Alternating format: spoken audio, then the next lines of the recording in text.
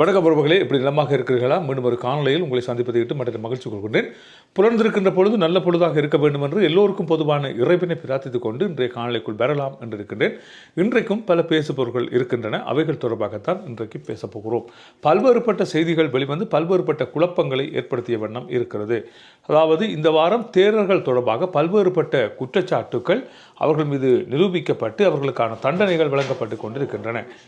தேரர்கள் மீதான பல்வேறுபட்ட குற்றச்சாட்டுக்கள் அவர்களுக்கான தண்டனைகள் வழங்கப்பட்டு கொண்டிருக்கின்றன. இப்படி இருக்கின்ற சந்தர்ப்பத்தில் ஒரு செய்தியோடு இன்னொரு செய்தி பின்னி பிணைந்து ஒவ்வொரு கதைகள் இப்பொழுது உருவாகி வருவதை பார்க்கக்கூடிய மாதிரியாக இருக்கிறது. அப்படி இருக்கின்ற இந்த சமயத்திலே உங்கள் பலருக்கு தெரிந்த ஒரு விடயம், சிறுமி ஒருவரை பாலியல் வல்லுறவுக்கு உட்படுத்தினார் என்று சொல்லப்படுகின்ற அல்லேகல சோமரத்தின தேரர் என்று சொல்லப்படுகின்ற அந்த தேரருக்கு இப்பொழுது அவரது நீதிமன்றத்திலே அவர் தொடர்பாக ஒரு வழக்கு விசாரணை இடம்பெற்றுக் கொண்டிருப்பதன் காரணமாக அவர் வகித்தார் என்று சொல்லப்படுகின்ற பதவி அவரிடமிருந்து இப்பொழுது பிடுங்கப்பட்டு இருக்கிறது. அட்டமஸ்தானி என்று சொல்லப்படுகின்ற 8 பீடங்களையும் ஆள்கின்ற ஒரு தலைவராக அவர் இருந்திருக்கிறார். அந்த பதவியும் அவரிடமிருந்து பறிக்கப்பட்டிருக்கிறது. கண்டி நாயக்கர்கள் என்று சொல்லப்படுகின்ற பதவியும் அவரிடமிருந்து இப்பொழுது தற்காலிகமாக இடைநிறுத்தப்பட்டிருக்கிறது. காரணம், இப்பொழுது நீதிமன்றத்திலே அவருக்குரிய விசாரணைகள் இடம்பெற்றுக் கொண்டிருப்பதன் காரணத்தினால் அவை இப்பொழுது நிறுத்தப்பட்டிருப்பதாக தெரிவிக்கப்பட்டிருக்கிறது.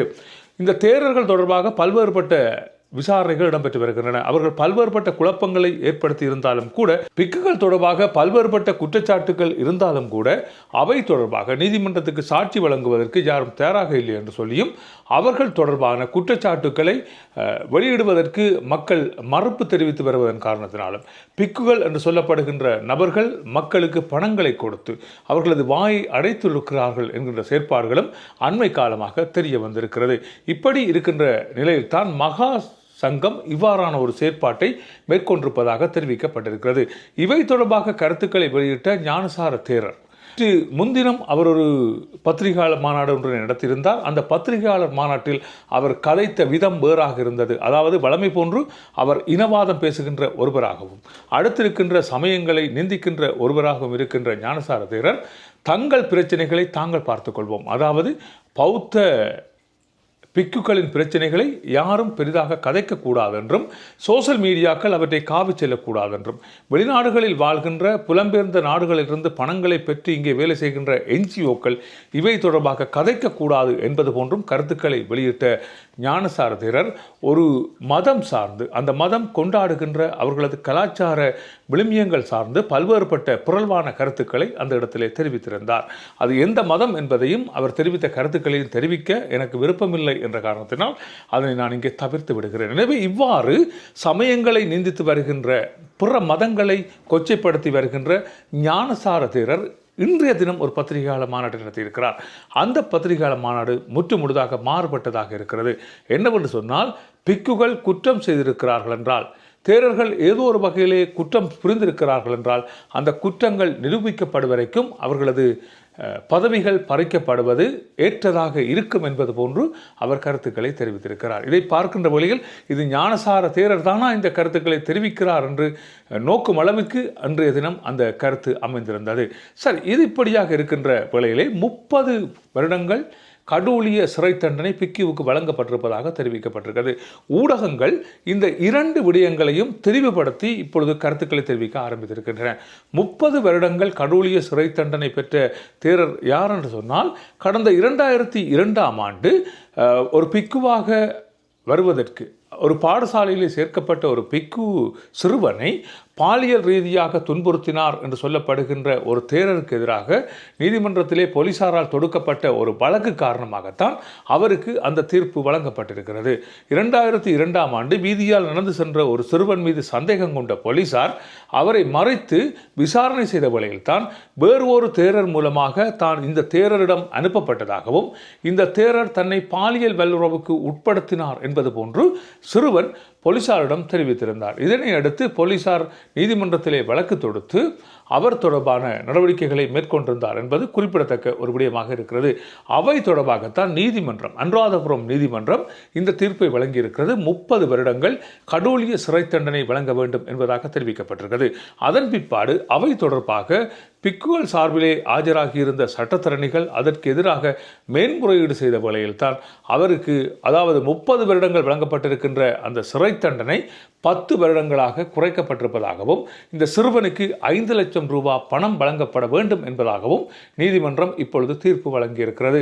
அந்த 5 லட்சம் பணத்தையும் இவர் வழங்க தவறுவாராக இருந்தால் மேலதிகமாக 6 மாதங்கள் இவர் தொடர்ந்தும் சிறை தண்டனை அனுபவிக்க வேண்டும் என்பது போன்றும் கருத்துக்கள் முன்வைக்கப்படுகின்றன.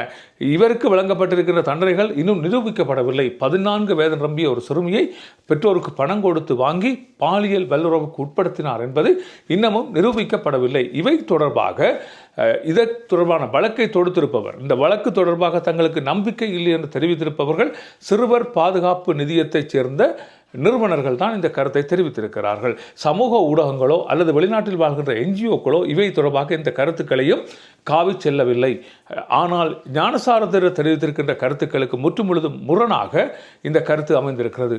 அதாவது இவை தொடர்பான இந்த போலீசார் மேற்கொண்டிருக்கின்ற இந்த விசாரணைகளில் நம்பிக்கை இல்லை என்று தெரிவித்திருப்பவர்கள் சிறுவர் பாதுகாப்பு நிதியத்தின் நிறுவனர்கள் தான் இவை தொடர்பான சந்தேகத்தை வெளியிட்டிருக்கிறார்கள். எனவே சிறுவர் பாதுகாப்பு நிதியம் இதற்குள்ளே உள்வாங்கப்பட்டிருக்கிறது என்றால் இந்த விசாரணை மிக மிக இறுக்கமாக இருக்கும் என்பது போன்றுதான் தெரிவிக்கப்பட்டிருக்கிறது. அதே வேளையிலே இந்த தேரரிடமிருந்து பறிக்கப்பட்டிருக்கின்ற இந்த பதவிகள் அந்த தேரர் குற்றம் நிரூபிக்கப்பட்டால் தொடர்ந்து அவருக்கு வழங்கப்பட மாட்டாது என்றும், அல்லது இவை தற்காலிகமாகத்தான் அவரிடமிருந்து பறிக்கப்பட்டிருப்பதாகவும் தெரிவிக்கப்பட்டிருக்கிறது. எனவே அவரது குற்றம் நிரூபிக்கப்படாத விடத்து அவர் மீண்டும் அந்த பதவிக்கு வருவார் என்பது போன்றுதான் கருத்துக்கள் தெரிவிக்கப்பட்டிருக்கின்றன. இவை இப்படியாக இருக்கின்ற இந்த காலகட்டத்தில் இந்த பிக்குகள் தொடர்பாக மகா சங்கம் ஒரு முடிவெடுக்கப்பட வேண்டும் என்பதாக பல்வேறுபட்ட கருத்துக்கள் தெரிவித்திருக்கின்றன. பிக்குகள் எது செய்தாலும் அவர்கள் ஏற்றுக்கொள்கின்ற ஒன்றாக இருக்கிறது. ஏனென்று சொன்னால் பிக்குகளை எதிர்த்து கதைப்பதற்கு அந்த மக்கள் தயாராக இல்லை என்பது போன்றுதான் தெரிவிக்கப்படுகிறது. இப்படி இருக்கின்ற இந்த சமயத்தில் அண்மையிலே உரையாற்றிய ஜனாதிபதி இவை தொடர்பாக, பிக்குகள் தொடர்பாக மகா சங்கத்தோடு உரையாடி அவர்கள் தொடர்பாக ஒரு நடவடிக்கை எடுக்கப்பட வேண்டும் என்பதாகவும் ஒரு சட்டம் இயற்றப்படும் என்பதாகவும் அவர்கள் தெரிவித்திருக்கிறார்கள். அதாவது அவர்களுக்கான தனி நீதிமன்றம் ஒன்று நிறுவப்படும் என்பது போன்று அவர்கள் கருத்துக்களை தெரிவித்திருக்கிறார்கள்.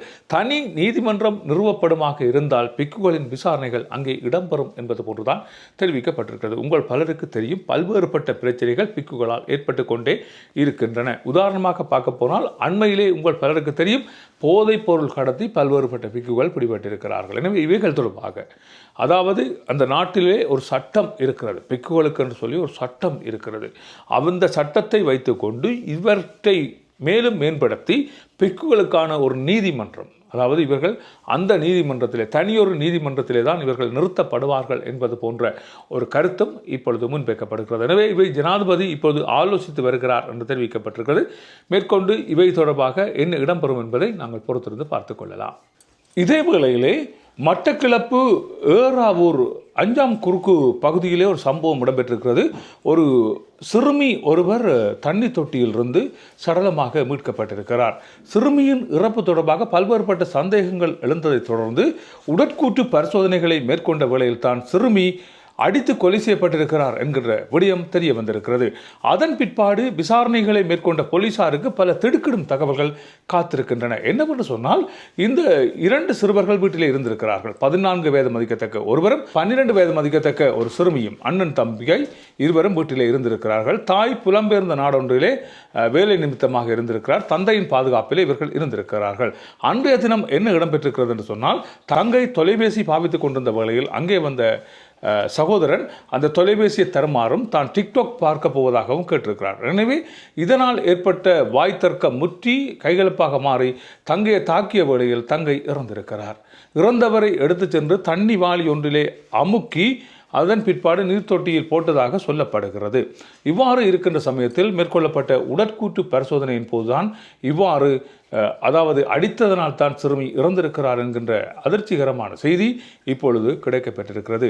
தொலைபேசியால் இவ்வாறான ஒரு சம்பவம் இடம்பெற்றிருப்பது அந்த பகுதியில் பெரும் பரபரப்பை ஏற்படுத்தியிருக்கிறது. எனவே இவை தொடர்பாக போலீசார் மேற்கொண்டு விசாரணைகளை மேற்கொண்டு வருகிறார்கள். இருவரும் சிறுவர்களாக இருக்கின்ற பட்சத்திலே இனி எந்த வகையான நடவடிக்கைகள் எடுக்கப்படும் என்பதை நாங்கள் பொறுத்திருந்துதான் பார்க்க வேண்டும். நல்லது உறவுகளே, இவைதான் இன்றைய செய்தி குறிப்பாக இருக்கின்றன. மற்றும் ஒரு செய்தி குறிப்பில் உங்களை சந்திக்கலாம். அதுவரை அன்பு வணக்கங்களை கூறி விடைபெறுகிறேன். நன்றி, வணக்கம்.